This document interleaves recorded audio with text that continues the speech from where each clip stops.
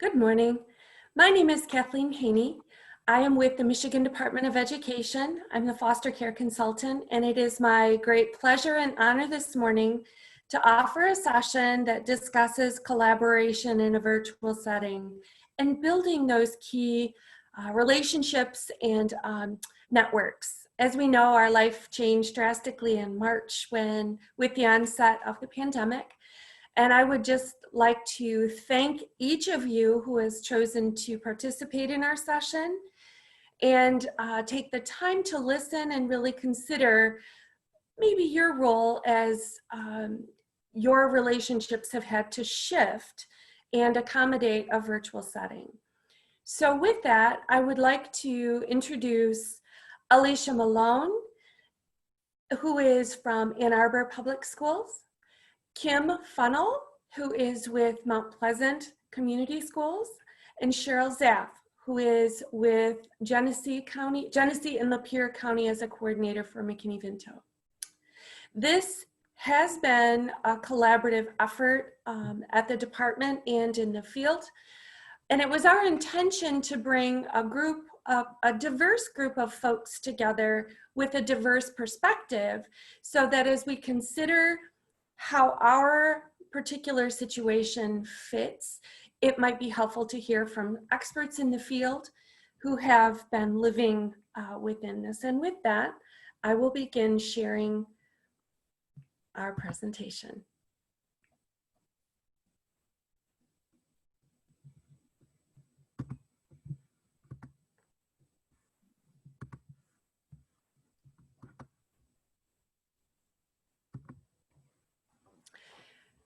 As I mentioned, our session today is titled Building Collaborative Relationships in a Virtual Setting, and this is for the Special Populations Ed Camp 2020.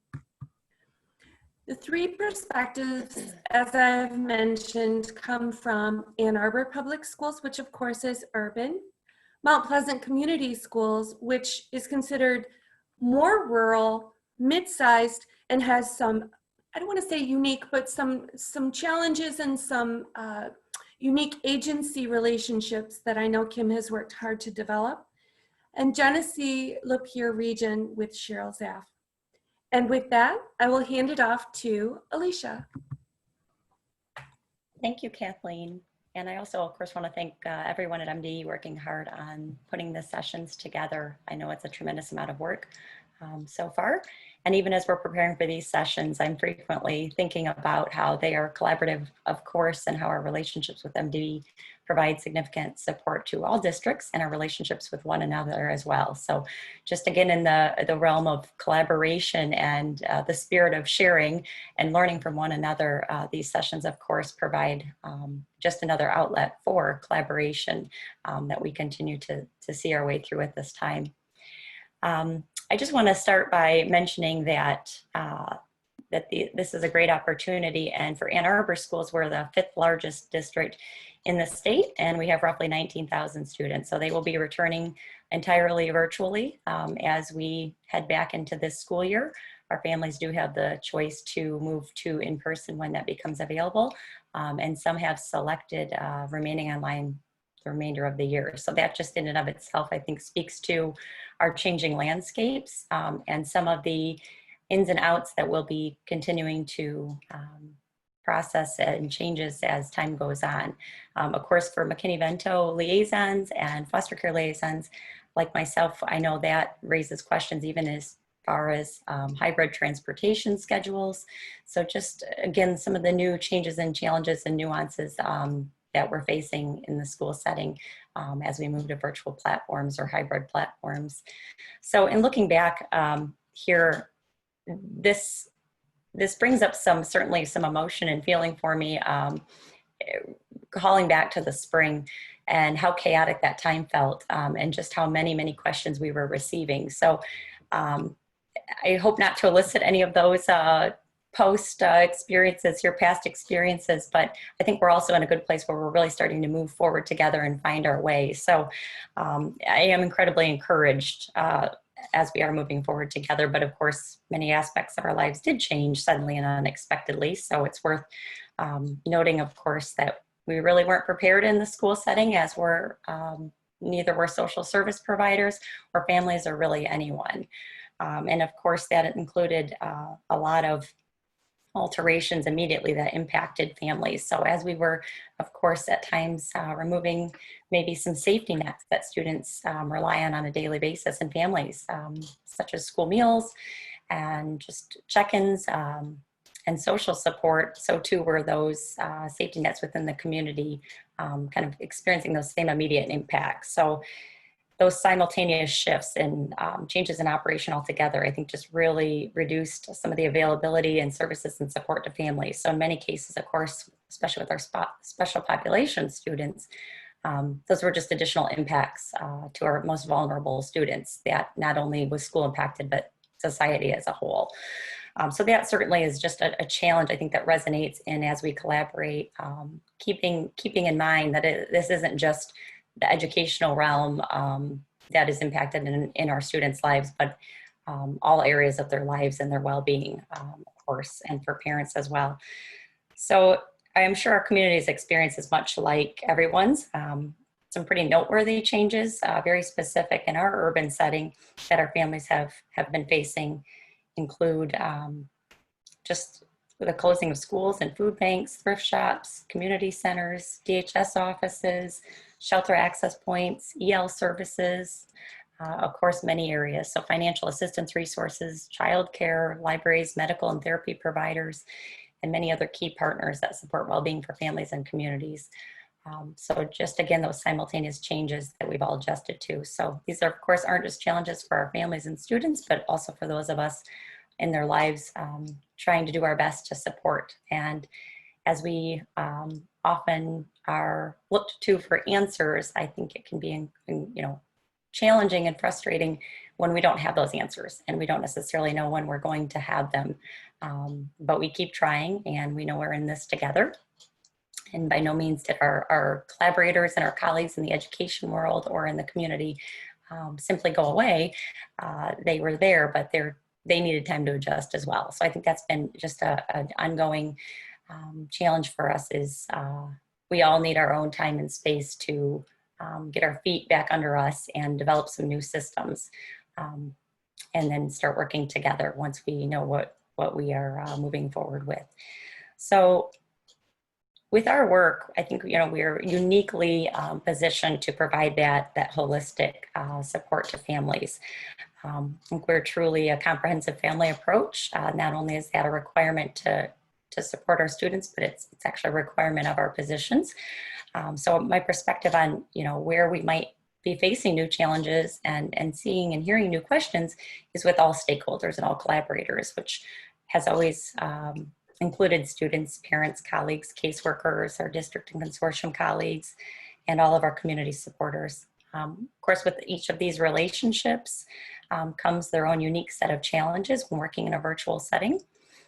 And I'd like to just share a few of those challenges as we've kind of experienced them since spring and in moving back into virtual school settings now.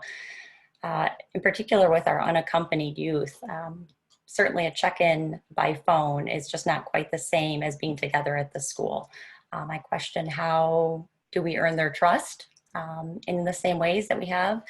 And how do we support them to connect with maybe difficult to reach staff or offices or community providers if we can't necessarily go into those settings with them and be there together as a team? So we find our new ways, but that's certainly a new challenge to work through as we are finding ourselves in this place. With parents, certainly, we're accustomed to providing some support in person at shelters and motels to answer questions, registration concerns, screen for safety, answer information, and without being able to have those or as many of those in-person connections, it's just another challenge to consider, again, in building trusting relationships and engaging with parents when that access looks different now. And the same is true with our community partners and our colleagues. Providing and having meetings through Zoom can be effective, but it doesn't necessarily give the same insight into what our working relationships and our independent workloads might look like. So I think we just have to, of course, always be mindful that we don't have the ability to see the same and have the same insight and scope, but we can still work to build those trusting relationships. So as far as how do we ensure our students are served when there are no plans or answers, is I think we are just, of course, patiently finding those answers and asking those questions, but it is an ever-evolving process, and something I know schools and all of us everywhere and every entity and organization continue to work through. With that said, of course, we've also experienced some wonderful successes and been able to form not only new relationships and collaborations, but also benefit from those existing relationships that we have with our families and students and with our colleagues and within our community. Certainly we have our tried and true connections that we are finding, and I'm hoping others are as well, that are really seeing us through at this time. So as I have here, if they were there before, they're going to show up in big ways. I think we naturally know who is there for our students and who has been a supporter for our district, and they're leaning into this work and connecting with us in partnership to establish some new supports for families and students, and taking a look at what we need to do maybe differently now or improve upon the work we've already been doing. And that takes, of course, working together and sharing input back and forth, taking a look at results and addressing new problems as they come. Thankfully, I'd say we have a pretty wonderful foundation of support. So if you can bear with me for a moment, I'd like to just brag about some of these ways that our partners have stepped up and altered their services and support to us during this time. We have many thrift store partners, and we have one who has continued to allow me to come in and shop personally for students inside of their closed stores. We have community food providers who have dropped off groceries and gift cards at all hours of the night and weekends, simply upon request. Families struggling with food insecurity. Our furniture donation program, as well as a community center, have both shifted to providing desks, tables, and chairs for students working from home. Our shelter and community center partners collaborating to provide direct and virtual instructional support, as well as developing some new parent support groups focused on mental health and parenting during a pandemic. Our DHS and foster care partners who have expedited documentation to me to better support virtual and drive-through enrollment and registration. Our emergency motel fund partner seeking out additional funding and further collaboration in anticipation of increasing evictions, and our ever altering and changing needs of our families. And our McKinney-Vento grant coordinator transitioning to an electronic referral process to enhance identification and support to students has been a significant support as we find ourselves in a virtual educational setting. They are certainly listening to our concerns, these partners, and responding and working with us to do what we need to do for our students. Another significant support has been, of course, just within our district and the connections we have with our colleagues. I find myself working with maybe leaders of departments that I've just not had an opportunity to work with in the past, and we're working together to identify what new barriers may be present and find some new solutions. Right now, we are working diligently to ensure our families experiencing homelessness and foster care are identified. So this is the same message, of course, that we've always shared with staff and with families, but it just takes some additional intentional effort and strategy to identify students through registration, to train staff who might be interacting with students and families now who have not previously, and to help them recognize what homelessness is and what those rights are for students in transition, as well as students in foster care. Right now, this week, we're in the midst of drive-through registration. So of course, those interactions are not necessarily our trained same trained support crew. So we're really relying on empowering families to know what their rights are, providing eligibility letters, just helping families understand and have a script to respond to questions that they might be hearing from staff, because of course we know that there can be some new barriers when we're all hands on deck. So we're just making sure that we're reaching families directly to support them in that process. Really with collaboration within our district, this is of course 3 areas of family engagement, staff training, and working across departments, and where we're hearing more and more questions. We just have to be ever aware of those areas. Of course, our relationships with returning families and families we've been working with for a long, long time, and students are more significant now than ever as we work to support those nuances of learning virtually. I also want to brag just a little bit more about some of the relationships with colleagues in the district and the ways that through advocacy, we've been able to address some unique needs that arose within this shift to online education. Really since spring, I've been able to work directly with the director of IT for Ann Arbor schools to ensure that many additional students who couldn't make it to distribution sites for pickup of technology and access to the technology they need to learn, we're able to still receive devices past deadlines and through direct delivery and home delivery. Our food service and student accounting directors have collaborated with me to address PEBT matters, often affecting foster youth and McKinney-Vento youth because of frequent address changes.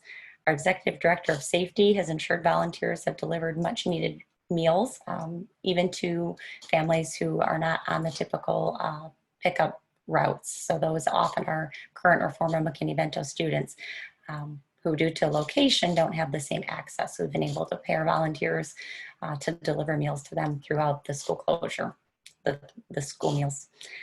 My title coordinator, of course, has collaborated to address additional funding for educational needs specific to the closure and specific to our McKinney-Vento and foster care liaisons. Our partnerships office coordinator has engaged in further fundraising and volunteer support to meet the needs of many students, including McKinney-Vento students, learning in a virtual setting. And our EL and social work and counselors and teachers and principals and many others continue to share McKinney-Vento awareness information with their teams even before we move into the start of the school year.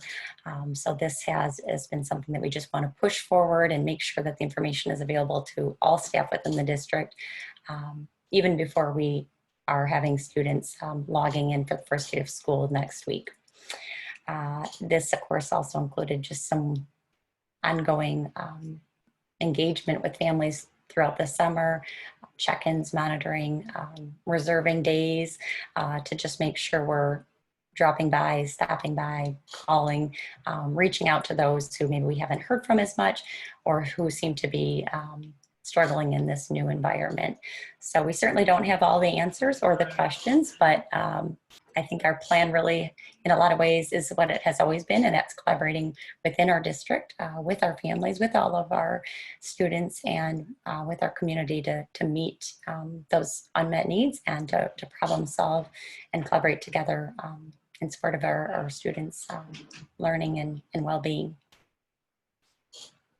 So if you would like to reach out, of course, I do have our contacts here for myself, Alicia Malone with Ann Arbor Public Schools, our Washington Intermediate School District, our consortium partners. We also have a number of hotlines established for families as we moved into the pandemic that are available to meet their needs in real time if they're having difficulty getting answers met. And then this is just a fraction of our partnerships who we work with, of course, over the years, and especially now, our community relationships here. We have a number of shelters in the community, service providers, and now instructional support available to students. And these, of course, are our key supportive partners who work with us closely. I think we just have to keep in mind that while these relationships are working well, we may find that we need to make some new connections that have arose since the pandemic, and we're so glad to be in a urban community that affords us those opportunities. Thank you.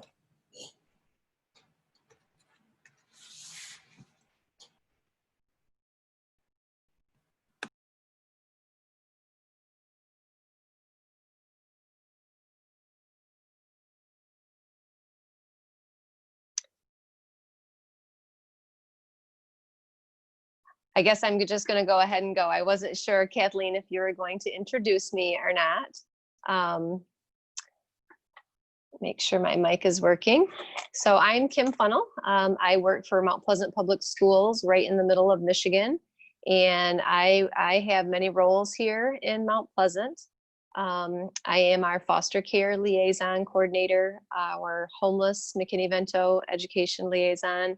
I also provide some supports for our English learner students, and I'm our adult and alternative ed director, along with our preschool coordinator. So many of the families and students that I work with, along with everybody else in our community, was drastically shaken back in March when we had the onset of the pandemic.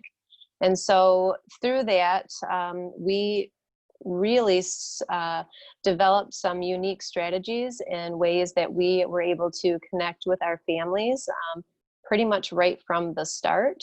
We were charged with the task of making sure that our families were contacted on a weekly basis, and our staff, it was very much like a fan out effect, where we had teachers contacting their classrooms.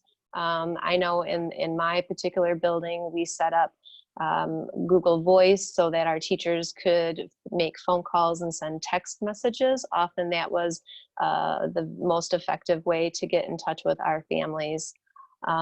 We did rely heavily on networking with local agencies in regard to providing the resources and needs that we found our families and students were struggling with.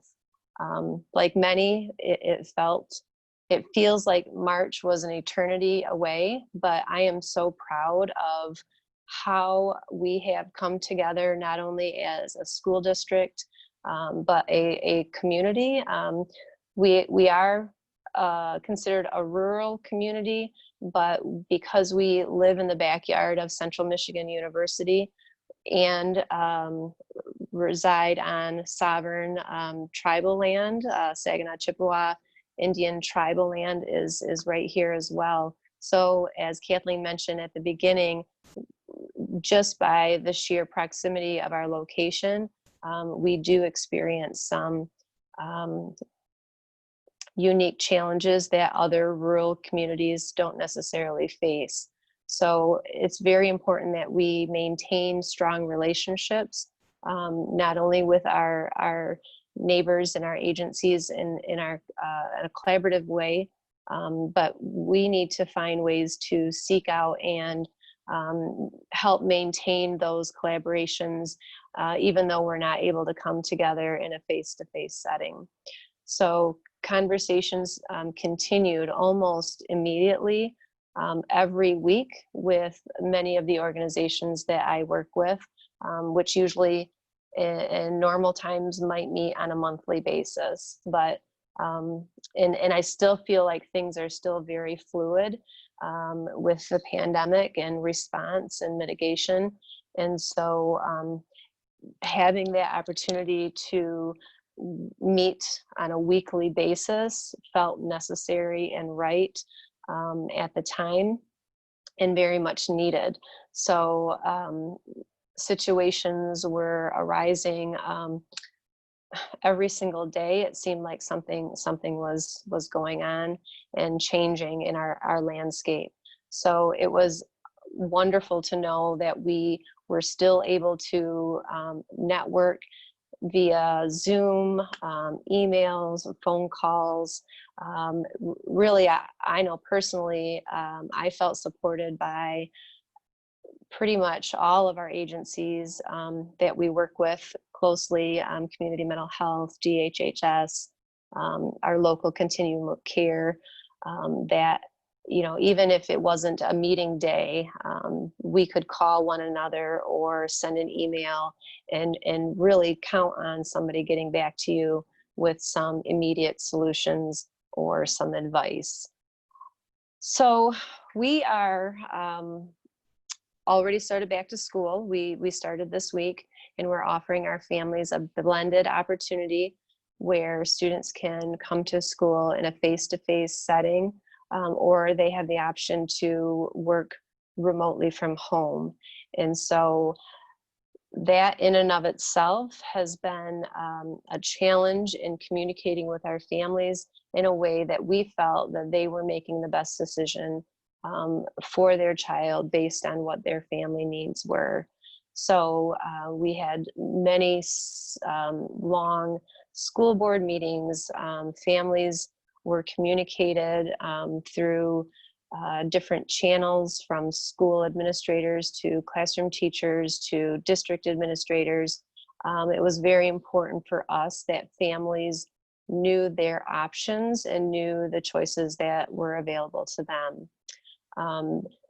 Being in a mid-sized school district, we did seek out a lot of comments from our families, feedback from our families to establish what those needs were.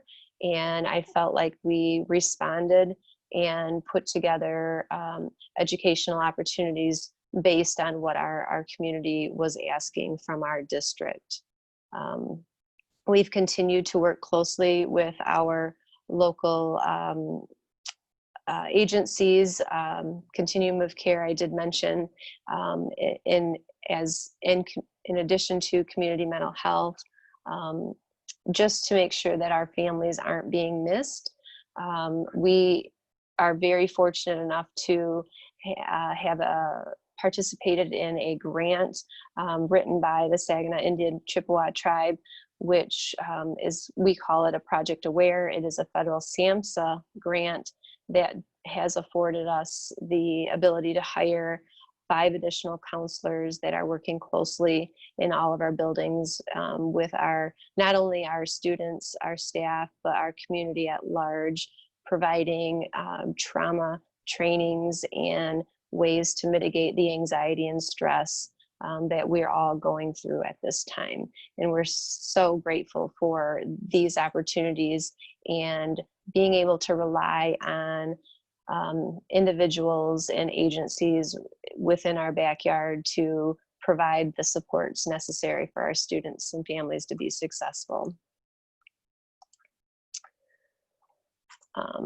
We'll go to the next slide, Kathleen.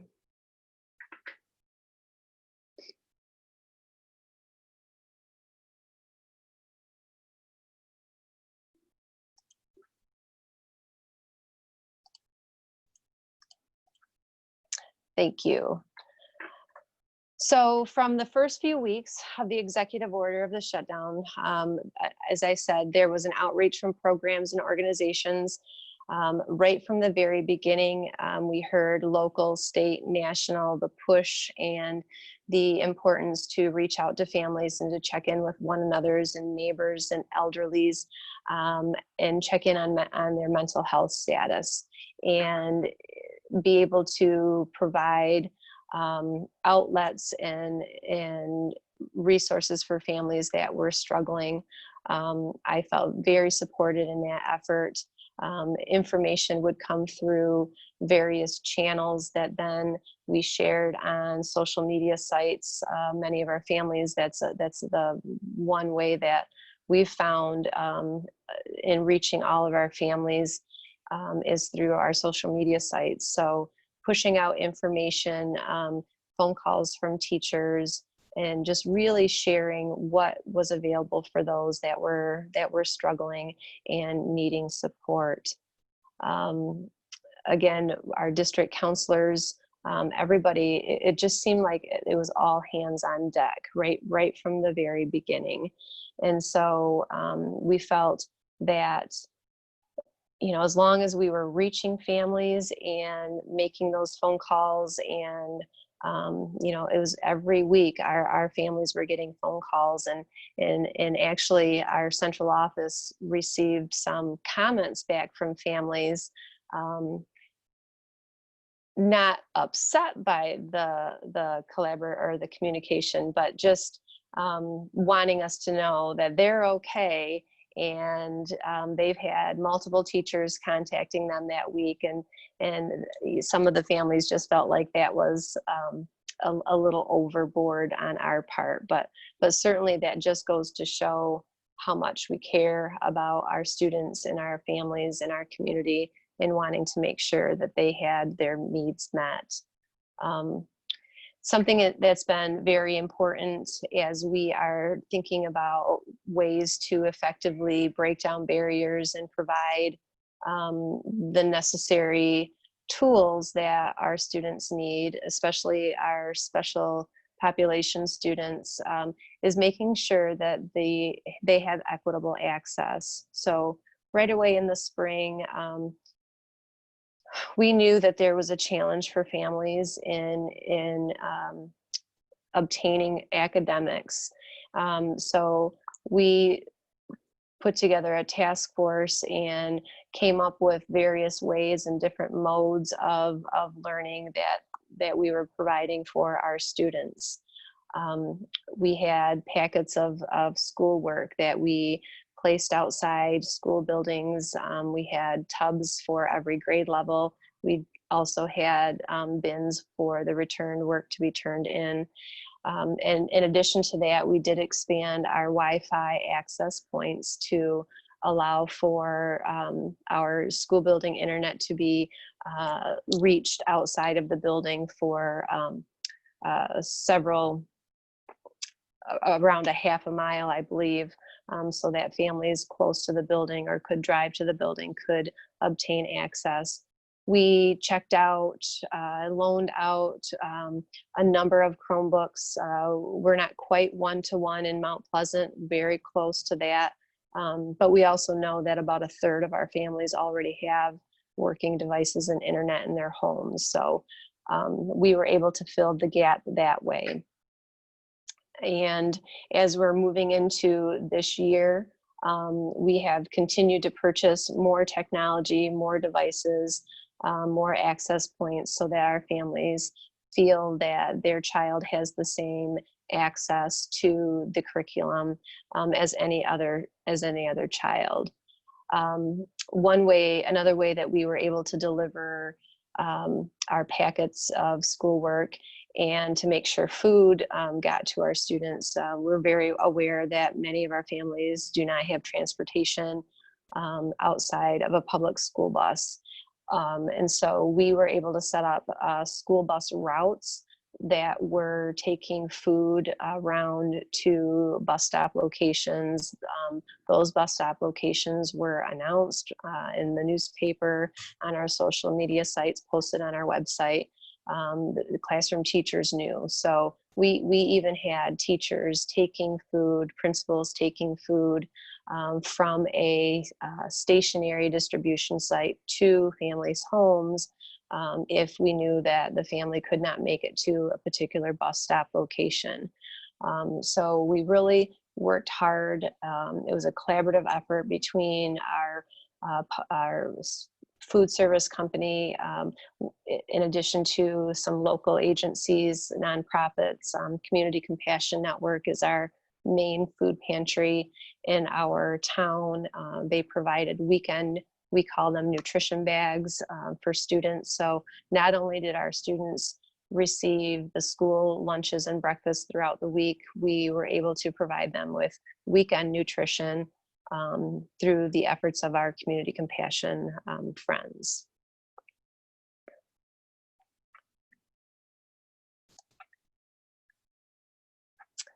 So I just had my contact information up here, my phone number, email address, and the different titles and programs that I help to coordinate.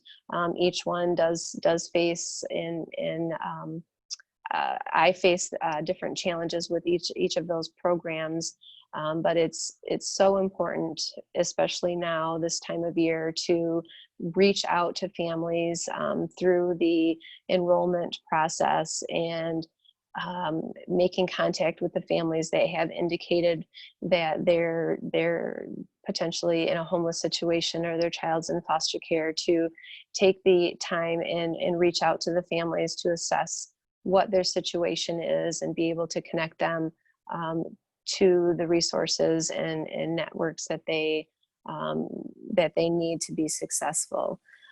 Again, you know, in the virtual world, we are faced with the challenge of enrolling families. So families that aren't able to, or for one reason or another, not wanting to come to the school to complete the enrollment process, we have been able to adapt and put our online, our enrollment application online for families. So whether they're completing it on a piece of paper or filling out a Google form, that's our first line of being able to identify the students that may need a little extra attention, some extra support as they're getting started in the school year.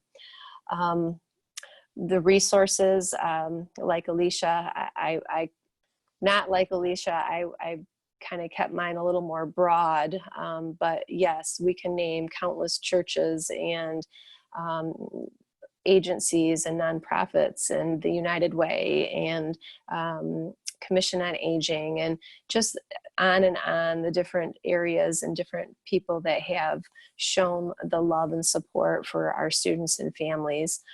We've had advocacy groups contacting with support. Of course, our state education offices have communicated with us, regional McKinney-Vento liaisons assessing our needs. So it definitely feels like, while we're all very distant from one another, it just feels very close in a virtual setting, if that makes sense. Social media groups, I feel like that has been a way that we can reach people that might not be connected with our schools per se. And so we do find that we've gotten some donations from families and from individuals that might not need to use their stimulus checks. And so they would rather donate it to the school or our homeless account, so that we are able to support students in the needs as they arise throughout the year.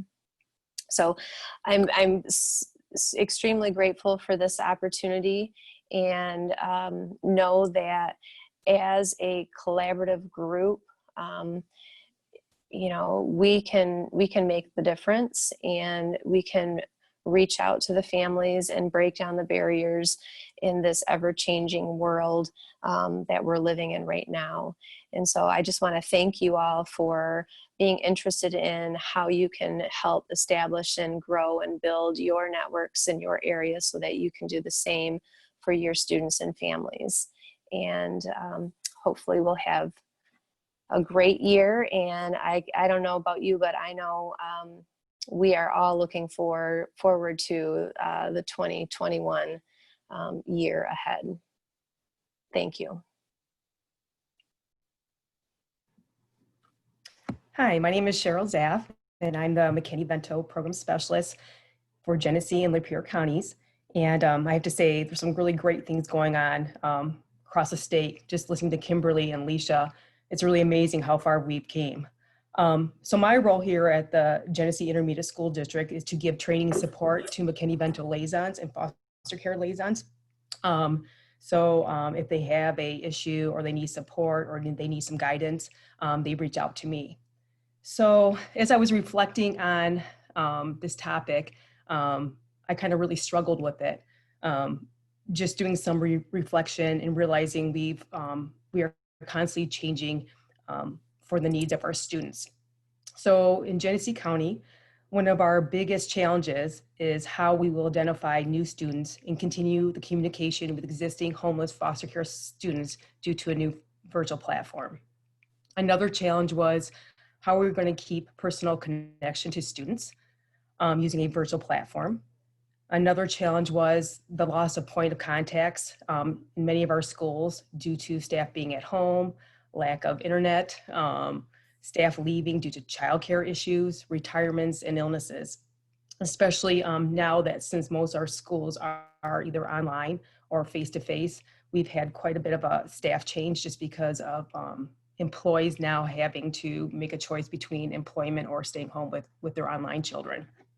And lastly, how do we continue to rebuild relationships virtually with new school liaisons and staff? Next slide, Kathleen.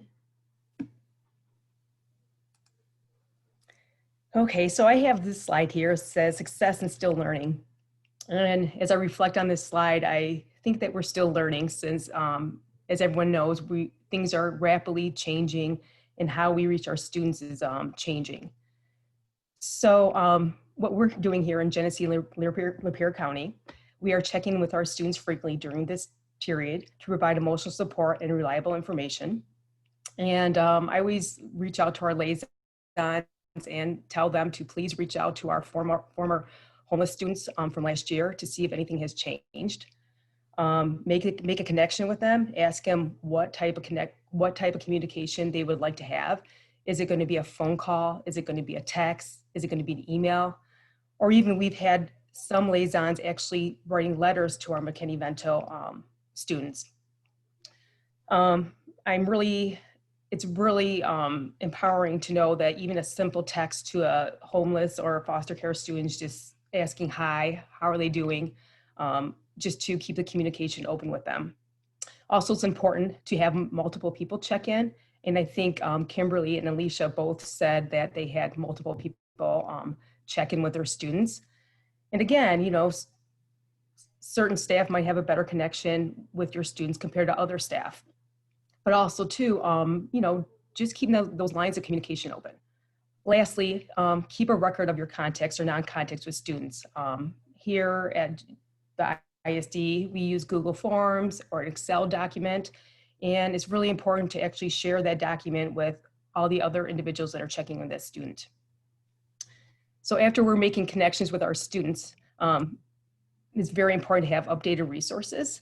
And so my role here in Genesee and Lapeer County is to make sure those resources are available at a county level, but also too is important for local towns and districts and schools actually have available resources available. So again, you know, things are changing very rapidly. And I'm in frequent communication with our shelters. We actually had one shelter here recently who, the name is Family Promise, and they utilize churches. And unfortunately, during COVID, they weren't able to house people at the churches. So actually last week, I just got word that they're actually converting their family center into an educational learning center for homeless students. So I think that's a great way to, you know, reallocate our resources. Also too, it's important too that when you reach out to the students to make sure you have available resources available, and actually maybe a resource list so that you can connect them immediately with those resources. Also, it's very important to have mental health resources available. Here at the ISD, we've just created a trauma-informed care platform for our staff and for other districts to use. Another thing that's important is to actually know if emergency funding is available. I know that many of our schools have emergency funds available. Here at the GISD, we do have emergency funds available for school districts and schools to use. And again, many of our organizations have resources available. And I always tell my liaisons, you know, if you don't know, reach out to someone, reach out to me, reach out to someone in your organization to find where those resources are available. Also, as we're making connections to our students, I think it's very important to actually create student-friendly materials to explain what is happening and what to do. So again, for many of our students, this is like the very first time they've dealt with a public health crisis of this magnitude, and probably for any of us. And so it can be scary. And students need information that is clear in their language. They've heard words like quarantine and social distancing. And I think that part of our role as liaisons that we need to actually create those kind of materials and to give to students so they understand what those words mean in their language. So as we're making connections with students, I believe Alicia and Kimberly actually pointed out how many computers are going out to keep students connected virtually. And again, this is also a challenge due to the fact that many of our school districts and our families don't have reliable internet. So again, the reaching out to families, reaching out to your students to make sure that they have access to internet, to make sure they have a reliable computer, but also too, to give them tips that if a tech issue comes out, if an internet issue comes out, that to make sure they have someone to contact. We had one school district that when they issued computers, they actually created as like a little sticky note where they had tech support, a name to call, they had who to call and the hours. And I think this was a great idea to actually keep those students connected, but also to give them resources available in case they were unable to access the internet or if they were having computer issues. But as we are giving computers away and we're actually connecting students virtually, I think it's also very important that even though staff is keeping connections with liaisons, I think it's also important for students to be connected with each other. So I know some of our school districts are creating school-sponsored online or web-based activities, such as a student club page. We have one organization that is creating a student club page for LGBTQ students and other clubs of interest. And those are groups that are meeting on a smaller platform, but also keeping students connected virtually. So as we are connecting with our students, it's equally important for us to be connected with each other. And again, as I stated earlier, there's been a lot of change in roles due to people leaving education, new people coming on board, just because of what's happening, across the region. So when you're connecting and collaborating with your colleagues, make sure you give them an update of what's happening. For myself with COVID, I send out weekly, sometimes bi-weekly emails with resources available to our liaisons. And again, these resources are changing daily. So something that was available last week may not be available this week. And I think it's really important to give things that are accurate. From my own personal standpoint, when I was home, again, like many of you, at one point I was home entirely. I know a lot of people now are back in the office. Some people are still remote 100%, but I think it's also important to give them another phone number. I know that a lot of our organization lists our office phone number. So maybe having an alternative phone number like a cell phone number. And I think it was either Kimberly or Alicia mentioned the Google call. I think that was a great idea. Or have an alternative person for your organizations to reach out to. So instead of listing one McKinney-Vento liaison or a foster care liaison, have always an alternative backup. And also too, I think it's important to check emails frequently and to respond to them in a timely manner. So as we are still keeping connected with our organizations, I think it's also very important to keep reaching out to other organizations like your shelters and the COC. I know that when I was actually home during that few months, I would make weekly phone calls to the Red Cross, Catholic Charities about the resources available, so that if I did receive a phone call, I could connect a family or a student in a pretty timely manner. Also during this time too, I think it's important to make a connection to your state coordinator or your county ed planner. So in Genesee County, we had a new ed planner. She came aboard in February, and I have to say she's been awesome through this whole process. She made weekly connections with me every week, even just to check in and say, hey, is everything okay? What do you need? Is there something going on? Just to keep that line of communication open.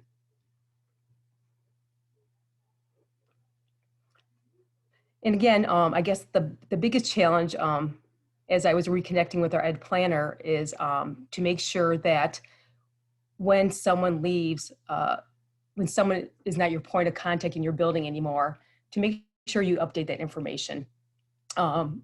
You know, give that information to your ed planner, your state planner, and make sure it's updated on your website so that if someone needs to get hold of you, that information is actually available.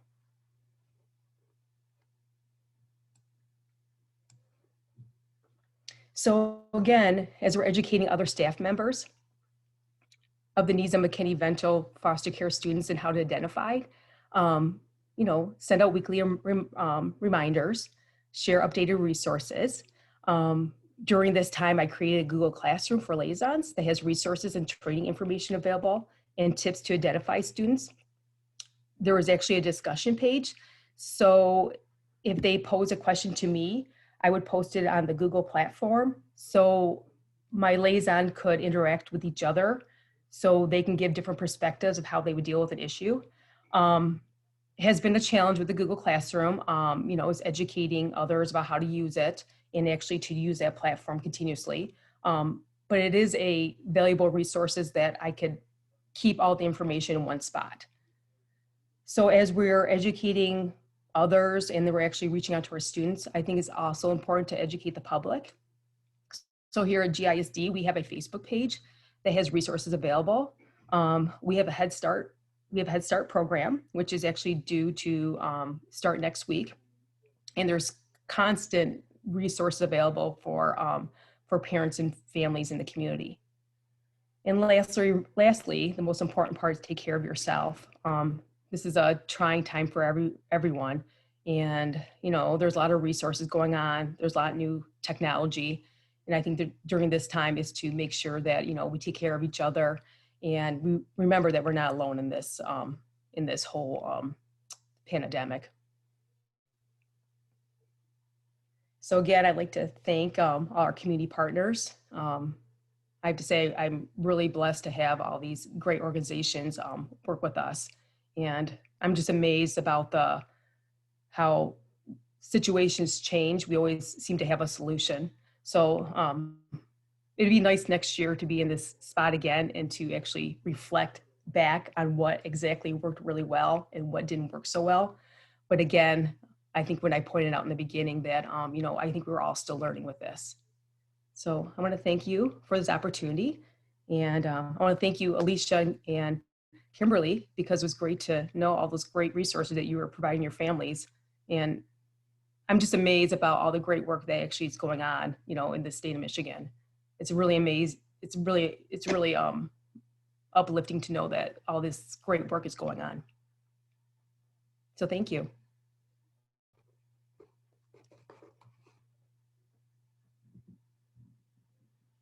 Again, my name is Cheryl Zaff, and I'm at Genesee Intermediate School District, and my contact information is listed there.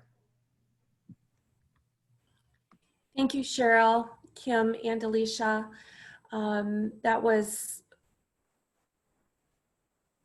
information that is just in time. You know, as I listened and I considered and, you know, was reflecting on the things that you were sharing, there were some common themes that came out.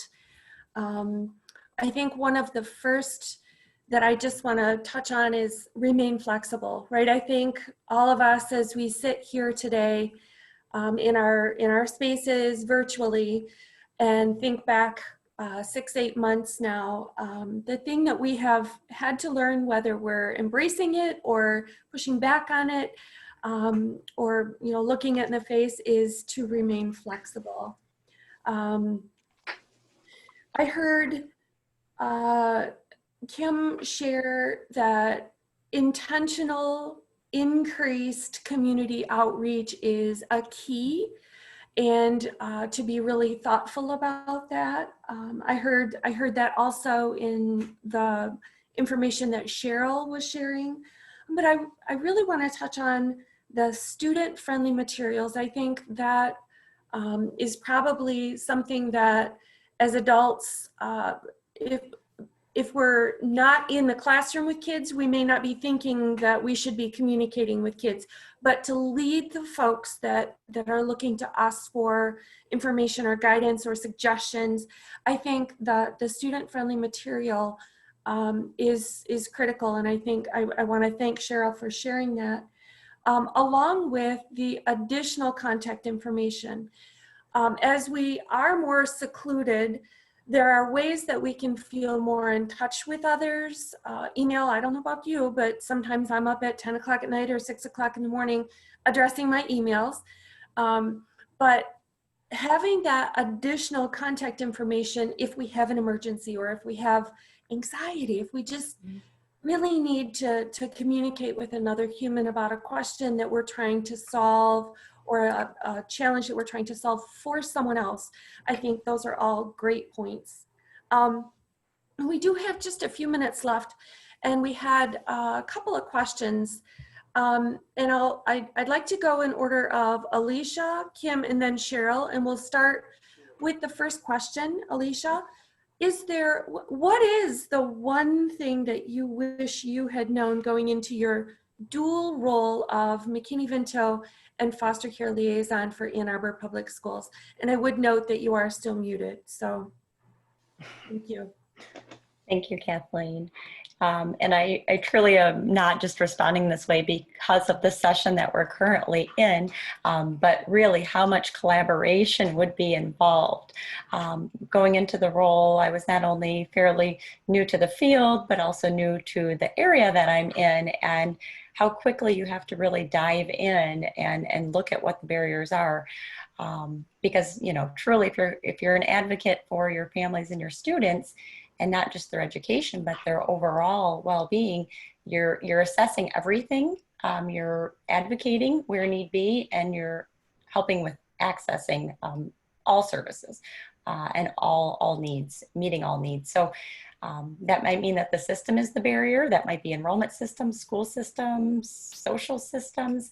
And I think it's our job, first and foremost, to remove those barriers, which often takes substantial effort. Those aren't often quick fixes. They take intentional strategy and effort and multi-tiered approaches and strategies to kind of look at what the larger picture is. So again, and going back to recognizing what that means in a collaborative sense, it means, you know, you're often having to approach a barrier from many angles and tackle it as a strategy through several lines of defense to remove the barrier for students. So it is a large job, and it does require collaboration, but boy, those connections are significant. So just not maybe recognizing at first that the role was not strictly with the students or with the parents, but it's truly with everyone. Collaboration is key. Thank you. And Kim? Thank you. Alicia, well put. I'm going to echo almost exactly what you said.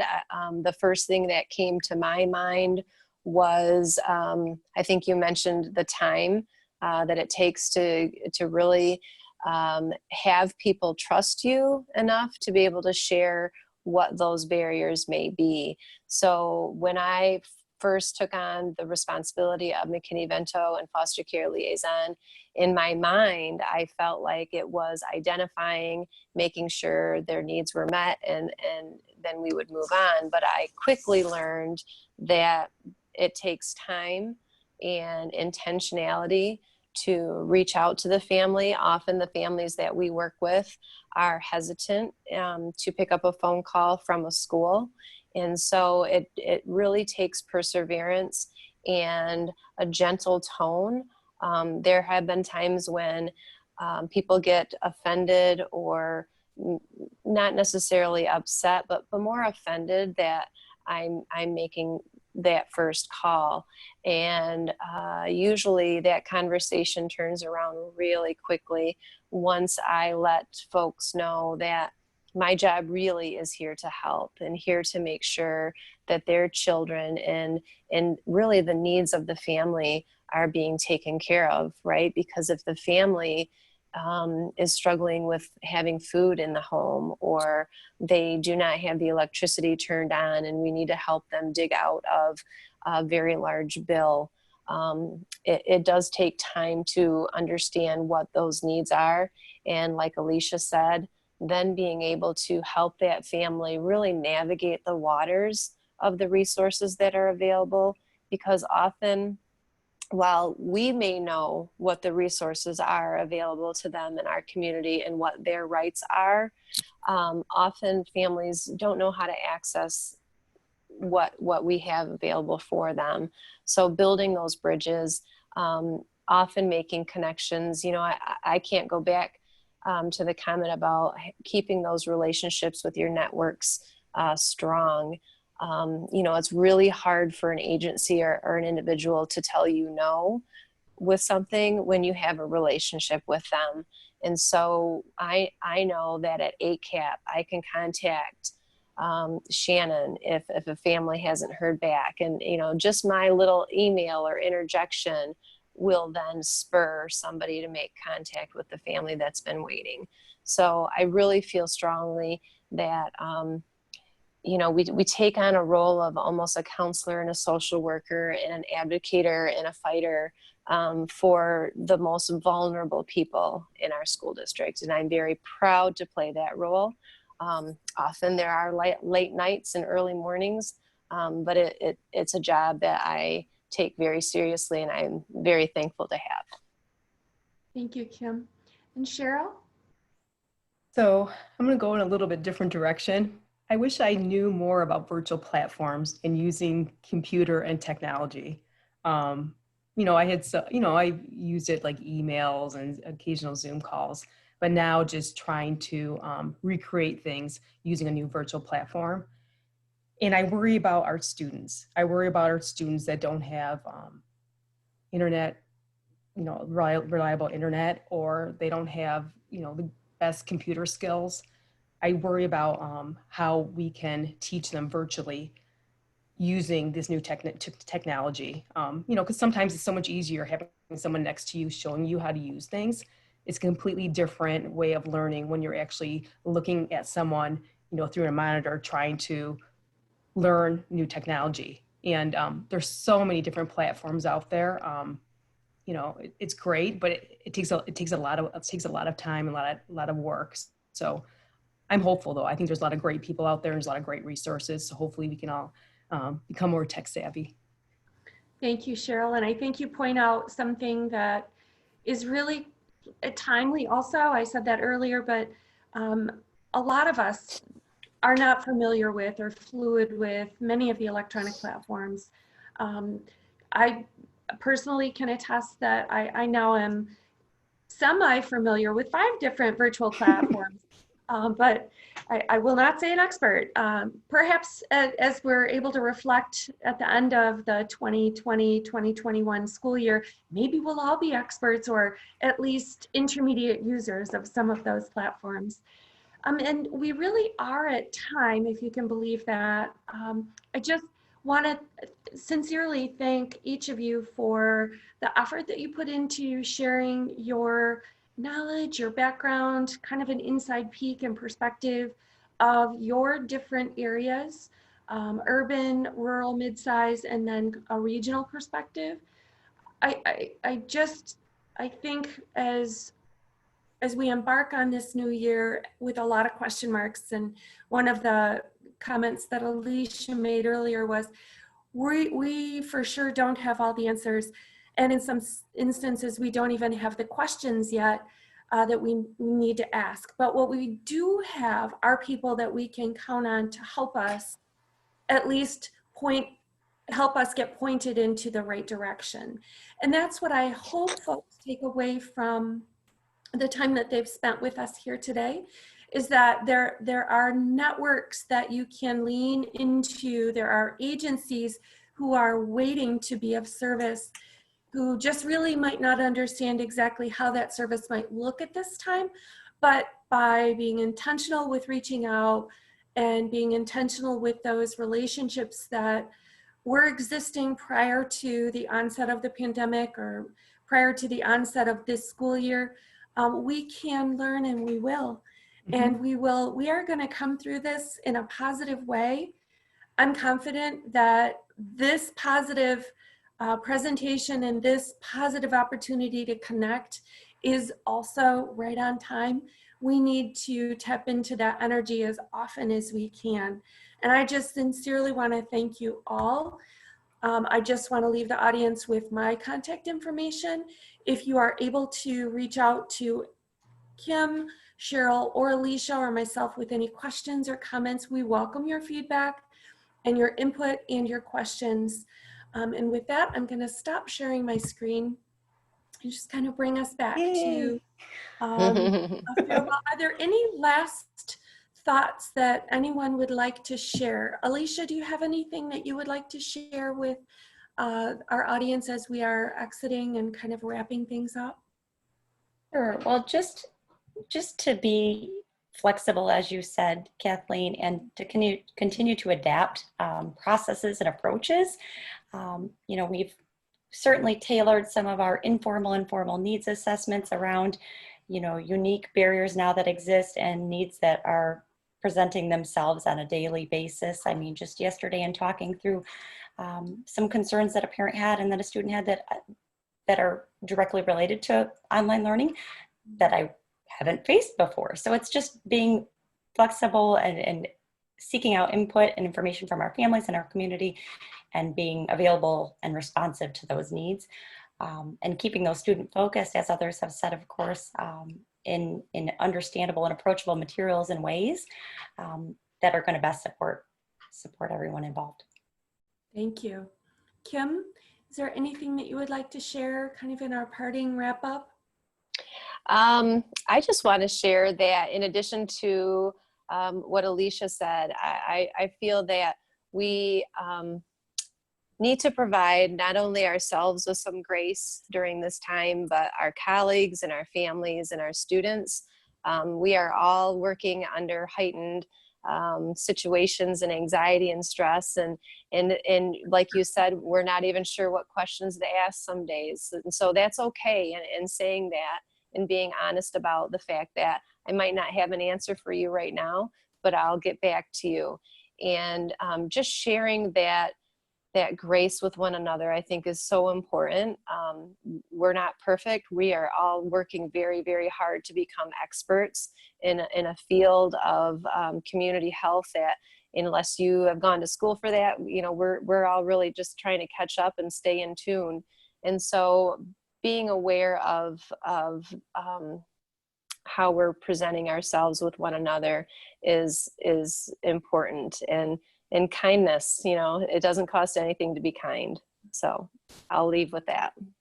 Thank you, Kim. And Cheryl, is there anything? I kind of agree with what Kim said. I think it's really important to listen. I mean, there are McKinney-Vento liaisons and foster care liaisons and parents that I'm in contact with, and sometimes they need just someone to listen to their perspective. And sometimes, like Kim said, you don't have the answer, but just keep that line of communication open. And if you haven't heard from someone, reach out to them. I think that's really critical. You know, it could be someone that maybe you only have a contact with them in previous years, maybe 2 or 3 times a year. Just send them an email like, hey, I'm here. Is everything going well? And also share resources. I think it's really important to have updated, reliable resources for your families and students. Thank you. And with that, ladies and audience, we just again want to thank you for taking the time to be with us. If you have questions about sketches or contact information, you are welcome to reach out to myself or anyone in the Special Populations Ed Camp Planning team. And we hope you have a wonderful school year, a wonderful day, and a wonderful session engagement.